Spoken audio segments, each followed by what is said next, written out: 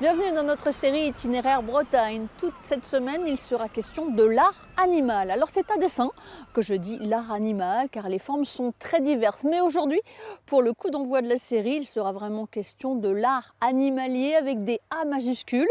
Nous sommes à Cancale et nous allons à la rencontre de Pierre Roussiat, qui est une référence.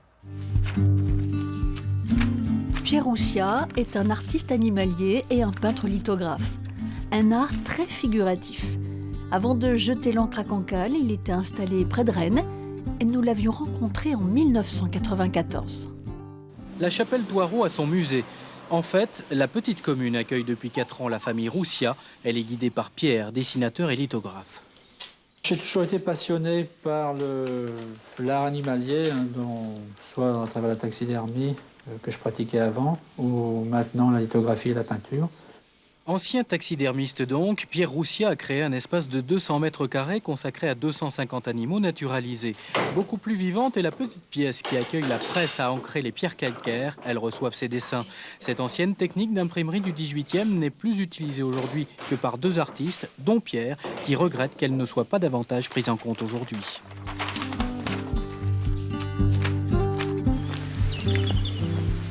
« 24 ans plus tard, l'artiste est toujours animé par la même passion. Il reste un observateur infatigable de la nature et Cancale lui offre un superbe terrain de jeu. Il y a toujours quelque chose à entendre, à regarder. Là, on entend des oiseaux au loin, là, on entend une grive musicienne. Il faut mettre en éveil tous ses sens. Un bon artiste animalier doit être naturaliste, ornithologue. Connaître l'oiseau qui dessine, c'est pas le tout de dessiner un oiseau qu'on voit pour la première fois. Faut l'avoir dans la main, faut l'observer. Ça m'a appris toute ma vie. Et cette passion pour l'observation a commencé tôt chez le jeune Pierre, quand il habitait encore le Finistère Nord.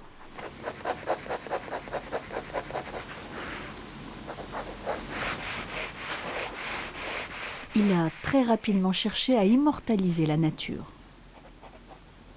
J'ai commencé la taxidermie, j'avais une dizaine d'années. Donc je faisais la taxidermie pour conserver les animaux que j'ai trouvés. Et en sortant des beaux-arts, j'en ai fait mon métier, tout en continuant à peindre, à dessiner. Donc j'ai fait les 2 activités simultanément. Quand le thème est défini, si ce sont des bécasses, des alouettes ou n'importe quel oiseau, je pars d'un modèle naturalisé ou congelé, je le prends, je regarde, je le dessine, je fais un dessin très précis, je prends les cotes, de façon à ce qu'il y ait le moins d'erreurs anatomiques possibles. Vous voulez être au plus proche de l'anatomie. Il n'y a pas de vision artistique ? Si, ça n'empêche pas. Les deux, je conjugue les deux, le dessin précis, et ensuite j'essaye, à partir de ce dessin précis, de faire des mouvements de façon à faire des choses qu'on ne peut pas voir évidemment sur une photo. Pierre Roussiat aime décidément arrêter le temps. Il utilise toujours sa presse à bras qui date de 1830 et il continue à pratiquer la même technique lithographique qu'au XVIIIe siècle. Il aime toujours ces gestes d'antan, cette minutie qui rend hommage à la nature.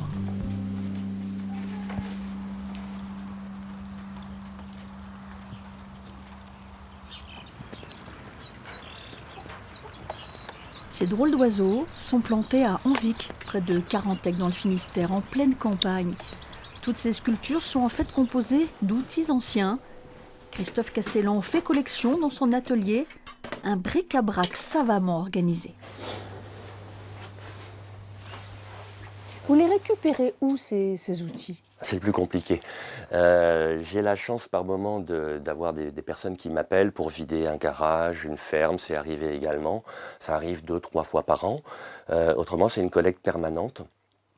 à tourner à droite à gauche. J'ai 2 ou 3 filons, des personnes qui me connaissent maintenant dans la région, qui me livrent des outils sur mon lieu de travail d'ailleurs, comme ici. J'arrive quelquefois, je rentre à la maison le soir, j'ai une caisse d'outils au portail.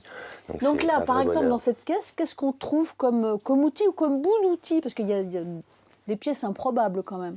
Oui, vous avez le tout.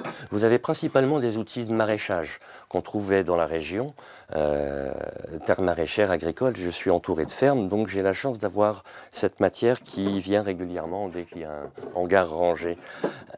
Mais également des fourches, des pioches, des râteaux, des pics de labour.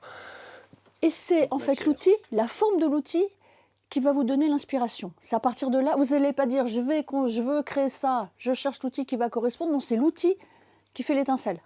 C'est ça? Le plus souvent, c'est l'outil par sa forme initiale qui m'inspire. Et là, par exemple, vous êtes parti de quelle pièce et qu'est-ce que c'est devenu? Alors, ce sont 2 houes de cantonnier qui m'ont été apportées, qui avaient bien souffert parce que je les ai trouvées tordues dans cet état-là.